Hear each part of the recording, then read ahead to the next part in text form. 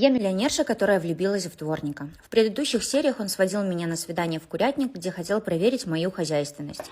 А я сводила его в ЦУМ, где хотела поменять ему имидж. Все было прекрасно до момента, пока не появился он. Здравствуйте. Здрасте. Да.